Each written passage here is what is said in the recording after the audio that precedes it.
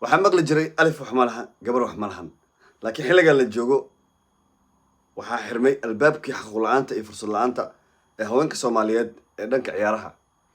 xiriir kubadda cagta Soomaaliya ayaa markii ugu horreysay fursad siiyey gabdho Soomaaliyeed oo jecel inay noqdaan tababarayaal, waxaana xiriirku soo gabagabeeyey 70 qof oo loo gabagabeeyey barashada shahaadada heerka saddexaad ee dhida, iyadoo ay qayb ka hayeen ku dhawaad ilaa iyo 6 iyo 7 gabdhood oo baratay macalinimada.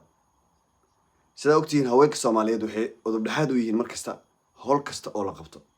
garoomada ayaga imaada, ciyaartooyda ayaga dhala, ayaga tababara, ganacsiga ayaga laf dhabar u ah, meel walba ayaga laf dhabar u ah. haddii kubadda cagta aysan loo wada sinayna horumarkiisa ama horumarka kubadda cagta meel dheer ma gaari karo. marka 24 milyan ilaa 28 milyan ayaa lagu qiyaasaa shacabka Soomaaliyeed tiradiisa, laakiin 60 gabdhood ayaa 60 gabdhood oo kaliya ee tababarayaal ama kubadda cagta ka shaqeyn karaan xilligan la joogo.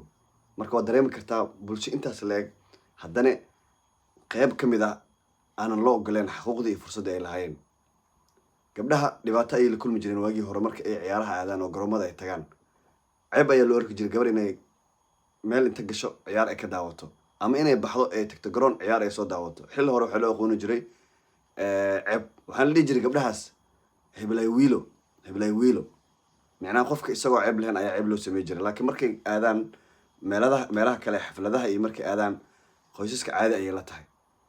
laakiin markay garoonka soo aadaan xilli hore waxay ahayd, hadda kama hadlayo, xilligii hore waxay ka ahayd wax macnaha ceeb loogu sameynaya gabdhaha. maanta laakiin arrintaas waa lasoo afjaray. gabdhaha way daawadaan ciyaaraha, way falanqeeyaan, garsoorayaal ay noqdaan, maantana macallimiin ay noqdeen.